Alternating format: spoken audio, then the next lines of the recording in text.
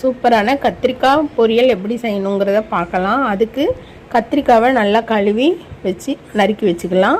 ஒரு மிக்ஸி ஜாரில் ஜீரகம், பூண்டு, இஞ்சி, 2 தக்காளி நல்லா பேஸ்ட் மாதிரி அரைச்சி வச்சுக்கலாம். கடாய் வச்சுக்கலாம். கடுகு, ஜீரகம், உளுந்து, வெங்காயம், சால்ட்டு, பெருங்காயம் போட்டு நல்லா வதக்கணும். வெங்காயம் போட்டு வதக்கிட்டு நறுக்கி வச்சு அந்த கத்திரிக்காயை சேர்த்து நல்லா கிளறி விட்டு மூடி வச்சிடலாம்.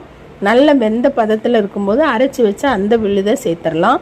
நல்லா கிளறி விட்டுட்டு காரத்துக்கு சாம்பார் பொடி சேர்த்துக்கலாம். சாம்பார் பொடி சேர்த்து நல்லா கிளறி மூடி வைக்கணும்.